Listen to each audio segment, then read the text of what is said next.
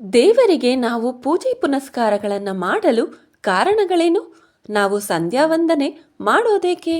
ಪ್ರತಿದಿನ ಬೆಳಗ್ಗೆ ಮತ್ತು ಸಂಜೆ ಸೂರ್ಯ ಉದಯಿಸುವಾಗ ಮತ್ತು ಮುಳುಗುವಾಗ ಪ್ರಪಂಚಕ್ಕೆಲ್ಲ ಬೆಳಕನ್ನು ಕೊಡುವ ಸೂರ್ಯನಿಗೆ ಕೃತಜ್ಞತೆ ಹೇಳುವ ಉದ್ದೇಶದಿಂದ ಮಾಡುವ ಕಾರ್ಯವೇ ಸಂಧ್ಯಾ ವಂದನೆ. ಸಂಧ್ಯಾ ವಂದನೆ ಮಾಡೋದರಿಂದ ಮನಸ್ಸಿಗೆ ನೆಮ್ಮದಿ, ಶಾಂತಿ ದೊರಕುತ್ತದೆ. ಆರೋಗ್ಯ ದೃಷ್ಟಿಯಿಂದ ಪ್ರಾಣಾಯಾಮ ಮಾಡಿದರೆ ಮನಸ್ಸು ಶುದ್ಧವಾಗಿ ಬುದ್ಧಿ ಚುರುಕಾಗುತ್ತದೆ, ಆಯಸ್ಸು ಹೆಚ್ಚುತ್ತದೆ. ಋಷಿವರೇಣ್ಯರ ದೀರ್ಘಾಯುಷ್ಯದ ಗುಟ್ಟು ಈ ಪ್ರಾಣಾಯಾಮ. ಹಾಗೆ ಸೂರ್ಯ ನಮಸ್ಕಾರ ಮಾಡೋದರಿಂದ ದೇಹದ ಎಲ್ಲ ಅಂಗಾಂಗಗಳಿಗೂ ವ್ಯಾಯಾಮ ಆಗುತ್ತದೆ. ಸೂರ್ಯನ ಕಿರಣಗಳಲ್ಲಿನ ಡಿ ಅನ್ನಾಂಗಗಳು ನಮ್ಮ ದೇಹವನ್ನು ಸೇರುತ್ತವೆ. ಅಷ್ಟೇ ಅಲ್ಲದೆ ನಮ್ಮ ಜೀವನದಲ್ಲಿ ಶಿಸ್ತು ಮೂಡಲು ಪ್ರಥಮ ಮೆಟ್ಟಿಲು ಸಂಧ್ಯಾ ವಂದನೆ ಆಗಿದೆ. ನಾವು ಧ್ಯಾನವನ್ನೇಕೆ ಮಾಡಬೇಕು? ಧ್ಯಾನ ಎಂದರೆ ಏಕಾಗ್ರತೆ. ನಮ್ಮ ಮನಸ್ಸು ಚಂಚಲವಾಗಿರುತ್ತದೆ. ಈ ಚಂಚಲತೆಯನ್ನು ಹೋಗಲಾಡಿಸಿ ಮನಸ್ಸನ್ನು ದೃಢವಾಗಿರಿಸುವ ಪ್ರಕ್ರಿಯೆಯೇ ಧ್ಯಾನ. ದೃಢವಾದ ಮನಸ್ಸಿನಿಂದ ಸರಿಯಾದ ನಿರ್ಣಯಗಳನ್ನು ತೆಗೆದುಕೊಳ್ಳಬಹುದು. ಹಾಗೆ ಸರಿಯಾದ ನಿರ್ಣಯಗಳಿಂದ ತೆಗೆದುಕೊಂಡ ನಿರ್ಧಾರವು ತಪ್ಪಾಗಲಿಕ್ಕೆ ಸಾಧ್ಯವಿಲ್ಲ. ಯಾವುದೇ ಕಾರ್ಯಗಳನ್ನು ಏಕಾಗ್ರತೆಯಿಂದ ಮಾಡುವವನಿಗೆ ಯಶಸ್ಸು ಕಟ್ಟಿಟ್ಟ ಬುತ್ತಿ. ಧ್ಯಾನದಿಂದ ಏಕಾಗ್ರತೆ ಹೆಚ್ಚುತ್ತದೆ, ಮನಸ್ಸಿನ ಸಂಕಟಗಳು ದೂರವಾಗುತ್ತದೆ. ಮನಸ್ಸನ್ನು ಉಲ್ಲಾಸದಾಯಕವಾಗಿ ಇಡುವ ಈ ಧ್ಯಾನವನ್ನು ಮೂಢನಂಬಿಕೆ ಎಂದು ದೂರ ಮಾಡಿದರೆ ಬಹಳ ದೊಡ್ಡ ಪ್ರಮಾಣದ ನಷ್ಟವೆಂದರೆ ಅತಿಶಯೋಕ್ತಿಯಲ್ಲ. ನಾವು ದೇವರಿಗೆ ದೀಪವನ್ನು ಹಚ್ಚೋದು ಹೇಗೆ? ಭಗವಂತನು ಜ್ಯೋತಿ ಸ್ವರೂಪನಾಗಿದ್ದಾನೆ. ಆತನಿಗೆ ಜ್ಯೋತಿಗಳಿಂದ ಉಪಯೋಗವೇನು? ಅಂದರೆ ನಾವು ಬೆಳಗುವ ದೀಪಗಳು ಪರಮಾತ್ಮನಿಗಲ್ಲ, ಆತನಿಂದ ಜ್ಞಾನವೆಂಬ ಬೆಳಕು ಅಂಧಕಾರದ ನಮ್ಮ ಬಾಳಿನಲ್ಲಿ ಹರಡಲಿ ಎಂಬ ಭಾವನೆಯನ್ನಿಟ್ಟುಕೊಂಡು ದೀಪವನ್ನು ಬೆಳಗುತ್ತೇವೆ. ಹಾಗೆಂದು ವಿದ್ಯುತ್ ದೀಪಗಳನ್ನು ಹಚ್ಚುತ್ತೇವೆಂದರೆ ನಿಮ್ಮ ಅಂದಾಜು ತಪ್ಪು ಎನ್ನುತ್ತೇನೆ. ಏಕೆಂದರೆ ದೀಪಗಳನ್ನು ತುಪ್ಪ ಅಥವಾ ಎಣ್ಣೆ ಮತ್ತು ಬತ್ತಿಗಳಿಂದ ಹಚ್ಚುತ್ತೇವೆ. ದೀಪದ ಬೆಳಕು ಕಣ್ಣಿನ ಆರೋಗ್ಯವನ್ನು ವೃದ್ಧಿಸುತ್ತದೆ. ವಿದ್ಯುತ್ ದೀಪದ ಬೆಳಕು ದೃಷ್ಟಿಯನ್ನು ಮಂದವಾಗಿಸುತ್ತದೆ. ಎಣ್ಣೆಯ ದೀಪಕ್ಕಿಂತ ತುಪ್ಪದ ದೀಪವು ಅಧಿಕ ಆಮ್ಲಜನಕ ಬಿಡುಗಡೆ ಮಾಡುವುದರಿಂದ ಶ್ರೇಷ್ಠ ಎಂದಿದ್ದಾರೆ. ಅಂತೆಯೇ ನಂದಾ ದೀಪವನ್ನು ಹಚ್ಚೋದೇಕೆಂದರೆ ಇಂದಿನ ಕಾಲದಲ್ಲಿ, ಅಂದರೆ ರಂಜಕದಿಂದ ಬೆಂಕಿಯ ಉಪಯೋಗವು ತಿಳಿಯುವುದಕ್ಕೆ ಮುಂಚೆ 2 ಬೆಣಚುಕಲ್ಲುಗಳ ಘರ್ಷಣೆಯಿಂದ ಅಥವಾ ಅರುಣಿಗಳಿಂದ ಬೆಂಕಿಯನ್ನು ಉತ್ಪಾದಿಸುತ್ತಿದ್ದರು. ಇವುಗಳಿಂದ ಬೆಂಕಿಯನ್ನು ಉತ್ಪಾದಿಸುವುದು ಬಹಳ ಕಷ್ಟಕರವಾದ ಮತ್ತು ರೇಜಿಗೆಯ ಕೆಲಸವಾಗಿತ್ತು. ಒಮ್ಮೆ ಹೊತ್ತಿಸಿದ ಬೆಂಕಿಯನ್ನು ದೀರ್ಘಕಾಲದವರೆಗೆ ಉಪಯೋಗಿಸುವ ಉದ್ದೇಶವಿಟ್ಟುಕೊಂಡು ನಂದಾ ದೀಪವನ್ನು ಹಚ್ಚುವ ಪರಿಪಾಟಿಯನ್ನು ರೂಢಿಸಿಕೊಂಡು ಬಂದಿರಬೇಕು. ನಾವು ಧೂಪವನ್ನು ಹಚ್ಚೋದೇಕೆ? ಲೋಬಾನ, ಶ್ರೀಗಂಧ, ಚಂಗಲಕೋಷ್ಠ, ಗುಗ್ಗುಳ, ಏಲಕ್ಕಿ, ಕೃಷ್ಣಗಾರು, ದೇವದಾರು, ಹಾಲುಮಡ್ಡಿ, ಜಟಮಾಂಸಿ ಮತ್ತು ಕಚೋರಗಳೆಂಬ 10 ವಿಧವಾದ ಮೂಲಿಕೆಗಳಿಂದ ಸಿದ್ಧ ಮಾಡಿ ಬೆಂಕಿಯಲ್ಲಿ ಸುಟ್ಟು ಅದರ ಹೊಗೆಯನ್ನು ಸೇವಿಸಿದರೆ ಶ್ವಾಸಕೋಶಗಳ ತೊಂದರೆಗಳು ನಿವಾರಣೆಯಾಗುತ್ತದೆ. ಈ 10 ವಿಧವಾದ ಮೂಲಿಕೆಗಳನ್ನು ದಶಾಂಗ ಧೂಪ ಎನ್ನುತ್ತಾರೆ. ಸುವಾಸನೆಗಾಗಿ ಹಚ್ಚುವ ಗಂಧದ ಕಡ್ಡಿಗಳು ಹೆಚ್ಚು ಉಪಯೋಗಕಾರಿ ಆಗುವುದಿಲ್ಲ. ಧೂಪವನ್ನು ಹಚ್ಚುವುದರಿಂದ ಅದರ ಸುವಾಸನೆಯು ನಮ್ಮ ಮನಸ್ಸನ್ನು ಹಗುರ ಮಾಡುತ್ತದೆ. ಭಕ್ತಿಯಿಂದ ಪ್ರಾರ್ಥನೆ ಮಾಡುವುದಕ್ಕೆ ಅನುಕೂಲವಾದ ಈ ಧೂಪವನ್ನು ಹಚ್ಚೋದರಲ್ಲಿ ಹುಚ್ಚು ಕೆಲಸ ಅಲ್ಲವೆಂಬುದು ಸತ್ಯವಷ್ಟೇ. ನಾವು ಪೂಜೆಗೆ ಮುಂಚೆ ಗಂಟೆಯನ್ನೇಕೆ ಬಾರಿಸುತ್ತೇವೆ? 2 ಲೋಹಗಳು ಪರಸ್ಪರ ಡಿಕ್ಕಿ ಹೊಡೆದಾಗ ಶಬ್ದ ತರಂಗಗಳು ಉಂಟಾಗುತ್ತವೆ. ಈ ಶಬ್ದ ತರಂಗಗಳು ಕಿವಿಯನ್ನು ಹೊಕ್ಕು ಮೆದುಳನ್ನು ಸೇರುತ್ತದೆ. ಸಾಮಾನ್ಯವಾಗಿ ಗಂಟೆಗಳನ್ನು ಕಂಚು, ಪಂಚಲೋಹ, ಬೆಳ್ಳಿ ಅಥವಾ ಹಿತ್ತಾಳೆಯಿಂದ ಮಾಡುತ್ತಾರೆ.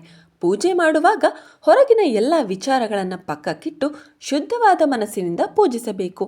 ಕಂಚಿನ ಗಂಟೆಯ ಸದ್ದು ಕಿವಿಯಲ್ಲಿ ಗುಯಿಂಗುಡುತ್ತಾ ಹೊರಗಿನ ಪ್ರಪಂಚವನ್ನು ಕ್ಷಣಕಾಲ ಮರೆಸಿಬಿಡುತ್ತದೆ. ಗಮನಿಸಿದ್ದೀರಾ? ಅಂತಹ ಪರಿಸ್ಥಿತಿಯಲ್ಲಿ ನಮ್ಮ ಮನಸ್ಸು ಪರಿಪೂರ್ಣ ಶುದ್ಧವಾಗಿರುತ್ತದೆ. ಆ ಸಮಯದಲ್ಲಿ ಮಾಡುವ ಆಲೋಚನೆ ಸಫಲವಾಗುತ್ತದೆ. ಹಾಗೆಯೇ ಗಂಟೆ ಬಾರಿಸುವ ಕೈಗಳ ನಾಡಿಗಳು ಗಂಟೆಯಿಂದ ಹೊರಬರುವ ತರಂಗಗಳಿಂದ ಶುದ್ಧವಾಗುತ್ತದೆ. ಪೂಜೆಗೆ ಕಂಚಿನ ಗಂಟೆ ಶ್ರೇಷ್ಠವೆಂದು ಹೇಳಿದ್ದಾರೆ. ನಾವು ಆಚಮನ ಮಾಡೋದೇಕೆ? ಆಚಮನ ಮಾಡುವ ನೀರು ಗಾಳಿಯೊಂದಿಗೆ ಒಳಗೆ ಹೋಗಿ ಅನ್ನನಾಳ ಮತ್ತು ಶ್ವಾಸಕೋಶಗಳು ಸೇರುವ ಸಂಧಿಯಲ್ಲಿ ಸೇರಿರುವ ಕಫ ಮತ್ತು ಕಸದೊಂದಿಗೆ ಹೊಟ್ಟೆಯನ್ನು ಸೇರಿ ಅಲ್ಲಿಂದ ಬಹಿರ್ದೆಸೆಯಲ್ಲಿ ಹೊರಬೀಳುತ್ತದೆ. ಗಂಟಲಿನಲ್ಲಿರುವ ಕಫವನ್ನು, ಶಬ್ದವನ್ನು ಸ್ವಚ್ಛವಾಗಿ ಉಚ್ಚಾರ ಮಾಡಲು ಬಿಡುವುದಿಲ್ಲ ಎಂಬುದು ಗೊತ್ತಿರುವ ಸಂಗತಿಯಾಗಿದೆ. ಸ್ವಚ್ಛವಾಗಿ ಉಚ್ಚಾರ ಮಾಡದ ಮಂತ್ರಗಳ ಅರ್ಥಗಳು ಬೇರೆಯೇ ಆಗುತ್ತದೆ. ಇದಕ್ಕೆ ಹಲವು ಉದಾಹರಣೆಗಳಿವೆ. ಈ ರೀತಿಯ ತಪ್ಪುಗಳು ಆಗದಿರಲಿ ಎಂದು ಋಷಿಮುನಿಗಳು ಕಂಡುಕೊಂಡ ಉಪಾಯವೇ ಈ ಆಚಮನ ಆಗಿದೆ. ಆಚಮನ ಮಾಡುವಾಗ ವೇದಗಳ ದೇವರ ಸ್ಮರಿಸಿ ನೀರು ಕುಡಿಯೋದರಿಂದ ವಿಶೇಷ ಶಕ್ತಿ ಅನುಭವ ಆಗುವುದು. ನಾವು ಸಂಕಲ್ಪವನ್ನೇಕೆ ಮಾಡುತ್ತೇವೆ? ನಾವು ಯಾವುದೇ ಕಾರ್ಯವನ್ನು ಅಚ್ಚುಕಟ್ಟಾಗಿ ಮಾಡಬೇಕಾದರೆ ಪೂರ್ವಯೋಜನೆ ಅಗತ್ಯ. ಪೂರ್ವಯೋಜನೆ ಹಾಕಿಕೊಂಡು ಮಾಡುವ ಎಲ್ಲ ಕಾರ್ಯಗಳು ಉತ್ತಮ ಫಲದಾಯಕವಾಗಿದ್ದು, ಅದೇ ರೀತಿ ಯಾವುದೇ ಪೂಜಾ ಕೈಂಕರ್ಯಗಳಲ್ಲಿ ಮೊದಲು ಪೂರ್ವಯೋಜನೆ ಮಾಡಿಕೊಳ್ಳುವ ಸಲುವಾಗಿ ಸಂಕಲ್ಪವನ್ನು ಮಾಡಿಕೊಳ್ಳುತ್ತೇವೆ. ಸಂಕಲ್ಪದಲ್ಲಿ ನಾವು ವಾಸಿಸುತ್ತಿರುವ ಸ್ಥಳದ ಪರಿಚಯ, ಈಗಿನ ಕಾಲಮಾನ, ಯಾವ ಉದ್ದೇಶದಿಂದ ಏನು ಮಾಡುತ್ತಿದ್ದೇವೆ, ಯಾರನ್ನ ಉದ್ದೇಶಿಸಿ ಮಾಡುತ್ತಿದ್ದೇವೆ, ಇವೆಲ್ಲದರ ಸಂಕ್ಷಿಪ್ತವಾದ ವಿವರಣೆ ಇರುತ್ತದೆ. ಇದರಿಂದ ಕಾರ್ಯಕ್ರಮದ ಯಾವ ಘಟ್ಟವನ್ನು ಮರೆಯುವ ಸಾಧ್ಯತೆ ಇರುವುದಿಲ್ಲ. ಆದ್ದರಿಂದ ಸಂಕಲ್ಪ ಮಾಡುವುದರಲ್ಲಿ ಯಾವುದೇ ಕಂದಾಚಾರ ಇಲ್ಲವೆಂಬುದು ಸಾಬೀತಾಗುತ್ತದೆ. ನಾವು ಪವಿತ್ರವನ್ನು ಯಾಕೆ ಧರಿಸಬೇಕು? ಪವಿತ್ರವೆಂದರೆ ಹೆಸರೇ ಹೇಳುವಂತೆ ಬಹಳ ಪವಿತ್ರವಾದುದು. ದರ್ಬೆಗಳನ್ನು ಸೇರಿಸಿ ಕಟ್ಟಿ ಉಂಗುರದಂತೆ ಮಾಡಿ ಉಂಗುರದ ಬೆರಳಿಗೆ ಹಾಕಿಕೊಳ್ಳುವ ಸಾಧನವೇ ಪವಿತ್ರ. ದರ್ಬೆಯಲ್ಲಿ ಸೂಕ್ಷ್ಮವಾಗಿ ಗಮನಿಸಿದಾಗ ಅದರ ರಚನೆ ಹಲವಾರು ಮುಳ್ಳುಗಳಿಂದ ಆಗಿದೆ. ಈ ಮುಳ್ಳುಗಳು ಎಷ್ಟೋ ಬ್ಯಾಕ್ಟೀರಿಯಾಗಳನ್ನು ತಡೆದು ತನ್ನಲ್ಲೇ ಉಳಿಸಿಕೊಳ್ಳುತ್ತದೆ. ಈ ಪವಿತ್ರವನ್ನು ಹಾಕಿಕೊಂಡು ಪ್ರಾಣಾಯಾಮ ಮಾಡೋದರಿಂದ ವಾತಾವರಣದಲ್ಲಿನ ಬ್ಯಾಕ್ಟೀರಿಯಾಗಳು ನಮ್ಮ ದೇಹವನ್ನು ಸೇರುವ ಪ್ರಮಾಣ ಸಾಕಷ್ಟು ಕಡಿಮೆಯಾಗುತ್ತದೆ. ಇದರಿಂದ ಅನೇಕ ರೋಗಾಣುಗಳು ನಮ್ಮ ದೇಹವನ್ನು ಸೇರುವುದು ತಪ್ಪುತ್ತದೆ ಮತ್ತು ಆರೋಗ್ಯವಾಗಿ ಇರುವುದಕ್ಕೆ ಸಹಕಾರಿಯಾಗುತ್ತದೆ. ಕಳಶಗಳ ಕೆಳಗೆ ಅಕ್ಕಿಯನ್ನೇಕೆ ಹಾಕಬೇಕು? ಅಕ್ಕಿಯು ಶಾಂತಿಯ ಸಂಕೇತ. ಏಕದಳ ಧಾನ್ಯವಾಗಿರುವ ಅಕ್ಕಿಯನ್ನು ಪೂಜೆ ಮಾಡುವ ಕಲಶಗಳ ಕೆಳಗೆ ಹಾಕುವುದು ಪ್ರತಿದಿನ ನಮ್ಮ ಹಸಿವನ್ನು ನೀಗಿಸುವ ಧಾನ್ಯಕ್ಕೆ ಕೃತಜ್ಞತೆ ತೋರಿಸುವ ಉದ್ದೇಶಕ್ಕಾಗಿ. ಮನುಷ್ಯನಿಗೆ ಉಪಕಾರಿಯಾಗುವ ಎಲ್ಲ ವಸ್ತುಗಳು ದೈವರೂಪವೇ ಎಂದು ಅವುಗಳೆಲ್ಲವಕ್ಕೂ ದೇವರ ಸನ್ನಿಧಿಯಲ್ಲಿ ಸ್ಥಾನ ಕಲ್ಪಿಸಿದೆ ನಮ್ಮ ಧರ್ಮ. ನಾವು ತಾಮ್ರದ ಕಳಶವನ್ನೇ ಏಕೆ ಉಪಯೋಗಿಸುತ್ತೇವೆ? ತಾಮ್ರವು ಲೋಹಗಳೆಲ್ಲ ಅತ್ಯುತ್ತಮವಾದದ್ದು. ಇದಕ್ಕೆ ವಿಶೇಷವಾದ ಗುಣಗಳು ಇರುವುದರಿಂದಲೇ ಇದಕ್ಕೆ ವಿಶೇಷವಾದ ಸ್ಥಾನವನ್ನು ಕೊಟ್ಟಿದ್ದಾರೆ. ತಾಮ್ರದೊಂದಿಗೆ ನೀರು ಬೆರೆತಾಗ ಅಲ್ಲಿ ರಾಸಾಯನಿಕ ಕ್ರಿಯೆ ಉಂಟಾಗಿ ವಿಶಿಷ್ಟವಾದ ದ್ರಾವಣ ಉತ್ಪತ್ತಿಯಾಗಿ ಅನೇಕ ತರಹದ ಚರ್ಮ ರೋಗಗಳು ಗುಣವಾಗುತ್ತವೆ ಎಂದು ವೈಜ್ಞಾನಿಕವಾಗಿ ಸಾಬೀತಾಗಿದೆ. ನಾವು ಕಲಶದೊಳಗೆ ದರ್ಬೆಯ ಕೂರ್ಚವನ್ನೇಕೆ ಹಾಕುತ್ತೇವೆ? ನಾವು ಮಂತ್ರವನ್ನು ಉಚ್ಚಾರ ಮಾಡುವಾಗ ಕೆಲವು ಏರುಪೇರುಗಳಾಗುವ ಸ್ವರಗಳನ್ನು ಛಂದೋಬದ್ಧವಾಗಿ ಹೇಳುವ ಮಂತ್ರಗಳು ಪ್ರಕೃತಿಯಲ್ಲಿನ ವಿದ್ಯುತ್ ಕಾಂತೀಯ ಶಕ್ತಿಯನ್ನು ಸಂಯೋಜಿಸಲ್ಪಟ್ಟು ಶಕ್ತಿಯು ಕಳಶದೊಳಗೆ ಇಟ್ಟಿರುವ ದರ್ಬೆಯಿಂದ ಆಕರ್ಷಿತಗೊಂಡು ಕಲಶದೊಳಗೆ ಸೇರುತ್ತದೆ. ಇದನ್ನೇ ಹಿಂದಿನ ಕಾಲದವರು ದೈವ ಸಾನ್ನಿಧ್ಯವೆನ್ನುತ್ತಿದ್ದರು ಎಂದು ಕಾಣುತ್ತದೆ. ಇಂತಹ ದೈವ ಸಾನ್ನಿಧ್ಯಕ್ಕಾಗಿ ದರ್ಬೆಯ ಕೂರ್ಚನ್ನು ಕಳಶದೊಳಗೆ ಹಾಕುತ್ತೇವೆ. ಕಲಶದೊಳಗೆ ಮಾವಿನ ಸೊಪ್ಪನ್ನು ಏಕೆ ಹಾಕುತ್ತೇವೆ? ಮಾವಿನ ಎಲೆಗಳಲ್ಲಿ ಪತ್ರಹರಿತ್ತಿನ ಪ್ರಮಾಣ ಹೆಚ್ಚಾಗಿದ್ದು ಹೆಚ್ಚು ಆಮ್ಲಜನಕವನ್ನು ಉತ್ಪಾದಿಸುತ್ತದೆ. ಇದು ತಿಳಿದಿರುವ ಸಂಗತಿಯಾಗಿದೆ. ಶುಭ ಕಾರ್ಯಗಳು ಮನೆಯಲ್ಲಿ ಜರುಗುವಾಗ ಬಹಳ ಜನ ಸೇರುವುದು ಸಾಮಾನ್ಯವಾಗಿದ್ದು, ಹಾಗೆ ಬಹಳ ಜನ ಸೇರಿದಾಗ ಅಷ್ಟು ಜನಕ್ಕೆ ಸರಿಹೊಂದುವ ಆಮ್ಲಜನಕ ವಾತಾವರಣದಲ್ಲಿ ಸೇರಿಸುವ ಸಲುವಾಗಿ ಮಾವಿನ ಸೊಪ್ಪು ಮತ್ತು ಬಾಳೆ ಎಲೆಗಳನ್ನು ಉಪಯೋಗಿಸುತ್ತಾರೆ. ಮಾವಿನ ಎಲೆಗಳು ಮತ್ತು ಬಾಳೆ ಎಲೆಗಳು ದೀರ್ಘಕಾಲದವರೆಗೆ ಆಮ್ಲಜನಕವನ್ನು ಉತ್ಪಾದಿಸುತ್ತವೆ. ಅಲ್ಲದೆ ಮಾವಿನ ಎಲೆಗಳಲ್ಲಿ ಔಷಧೀಯ ಗುಣಗಳು ಹೇರಳವಾಗಿದ್ದು ಚರ್ಮ ರೋಗಗಳಿಗೆ ರಾಮಬಾಣವಾಗಿದೆ. ಕಲಶದ ಮೇಲೆ ತೆಂಗಿನಕಾಯಿ ಇಡುವ ಉದ್ದೇಶವೇನು? ಪರಮಾತ್ಮನು ಜ್ಯೋತಿ ಸ್ವರೂಪನಾಗಿದ್ದಾನೆ.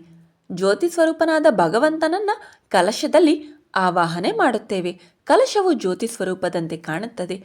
ತೆಂಗಿನಕಾಯಿಯ ಬಗ್ಗೆ ಹೇಳಬೇಕಾದ್ದೇನೂ ಇಲ್ಲ. ತೆಂಗಿನ ಮರದ ಯಾವುದೇ ಭಾಗವು ಕೆಲಸಕ್ಕೆ ಬಾರದೇ ಇರುವುದಿಲ್ಲ. ತೆಂಗು ಯಾವುದೇ ಪ್ರಾಣಿ ಪಕ್ಷಿಗಳ ಎಂಜಲಿನಿಂದ ಬೆಳೆದಿರುವುದಿಲ್ಲ. ಆದ್ದರಿಂದಲೇ ಅದಕ್ಕೂ ದೈವಸ್ಥಾನವನ್ನು ಕಟ್ಟು ಕಲ್ಪವೃಕ್ಷ ಎಂದಿದ್ದೇವೆ. ಅಂತಹ ಪವಿತ್ರವಾದ ಮರದಲ್ಲಿ ಹುಟ್ಟಿದ ತೆಂಗಿನಕಾಯಿಯನ್ನು ಪರಮಾತ್ಮನಿಗೆ ಅರ್ಪಣೆ ಮಾಡೋದರಿಂದ ಧನ್ಯತೆಯನ್ನು ಪಡೆಯುವುದರ ಉದ್ದೇಶವನ್ನಿಟ್ಟುಕೊಂಡು ತೆಂಗಿನಕಾಯಿಯನ್ನು ಪೂಜೆಯಲ್ಲಿ ಬಳಸುತ್ತೇವೆ. ಮನೆಯ ಮುಂದೆ ಸಗಣಿಯಿಂದ ಸಾರಿಸೋದಕ್ಕೆ ಗೋಮಯ, ಗೋಮೂತ್ರ, ಹಾಲು, ಮೊಸರು ಮತ್ತು ತುಪ್ಪ ಇವುಗಳನ್ನು ಪಂಚಗವ್ಯ ಎನ್ನುತ್ತೇವೆ. ಇವೆಲ್ಲವೂ ಆಕಳದ್ದಾಗಿರುತ್ತದೆ. ಇವುಗಳಲ್ಲಿ ಪ್ರತಿಯೊಂದಕ್ಕೂ ಅದರದೇ ಆದ ವಿಶೇಷ ಗುಣಗಳಿರುತ್ತವೆ. ವಿಶೇಷವಾಗಿ ಗೋಮಯದಲ್ಲಿ ಸೂಕ್ಷ್ಮಾತಿ ಸೂಕ್ಷ್ಮವಾದ ಬ್ಯಾಕ್ಟೀರಿಯಾಗಳನ್ನು ತಡೆಯುವ ಶಕ್ತಿ ಹೆಚ್ಚಾಗಿರುತ್ತದೆ. ಗೋಮಯದಿಂದ ಮನೆಯ ಮುಂದೆ ಸಾರಿಸಿದರೆ ವಾತಾವರಣದಲ್ಲಿನ ರೋಗಕಾರಕ ಬ್ಯಾಕ್ಟೀರಿಯಾಗಳು ಮನೆಯೊಳಗೆ ಬರದಂತೆ ತಡೆಯುತ್ತದೆ. ಇದರಿಂದ ಅನೇಕ ರೋಗಗಳನ್ನು ಹತ್ತಿರ ಸುಳಿಯದಂತೆ ಮಾಡಬಹುದಾಗಿದೆ. ಹಾಗೆಯೇ ರಂಗವಲ್ಲಿ ಹಾಕುವುದು ನಮ್ಮ ಧರ್ಮದ ವಿಶೇಷ ಸಂಪ್ರದಾಯವಾಗಿದೆ. ಚಿತ್ತಾಕರ್ಷಕ ಬಗೆ ಬಗೆಯ ರಂಗೋಲಿಗಳನ್ನು ಸುಣ್ಣದ ಉಂಡೆ ಮತ್ತು ಕೆಂಪು ಮಣ್ಣಿನಿಂದ ಹಾಕುತ್ತಾರೆ. ಸುಣ್ಣದ ಉಂಡೆ ಮತ್ತು ಕೆಂಪು ಮಣ್ಣುಗಳು ಸಹ ಜೀವ ನಿರೋಧಕ ಎಂಬುದನ್ನು ಮರೆಯಬಾರದು. ಈಗೀಗ ನಗರ ಪ್ರದೇಶಗಳಲ್ಲಿ ಸಮಯದ ಮತ್ತು ಸ್ಥಳದ ಅಭಾವದಿಂದ ಮನೆಯ ಮುಂದೆ ಸಾರಿಸುವುದು ಮತ್ತು ರಂಗವಲ್ಲಿ ಹಾಕುವುದು ದೂರವೇ ಉಳಿದಿದೆ. ಅಲ್ಲಲ್ಲಿ ನಡೆಯುವ ರಂಗವಲ್ಲಿ ಸ್ಪರ್ಧೆಗಳಲ್ಲಿ ಮಾತ್ರ ರಂಗವಲ್ಲಿಗಳನ್ನು ನೋಡುವುದು ಅನಿವಾರ್ಯವಾಗಿದೆ. ಮನೆಯ ಮುಂದೆ ತುಳಸಿ ಕಟ್ಟೆಯನ್ನೇಕೆ ಕಟ್ಟುತ್ತೇವೆ? ತುಳಸಿಯ ಎಲೆಗಳಲ್ಲಿ ವಿಶೇಷ ಗುಣಗಳಿವೆ. ತುಳಸಿಯು ಔಷಧೀಯ ಸಸ್ಯವಾಗಿದೆ. ಇದರಿಂದ ಅನೇಕ ಕಾಯಿಲೆಗಳನ್ನು ಗುಣಪಡಿಸಬಹುದು.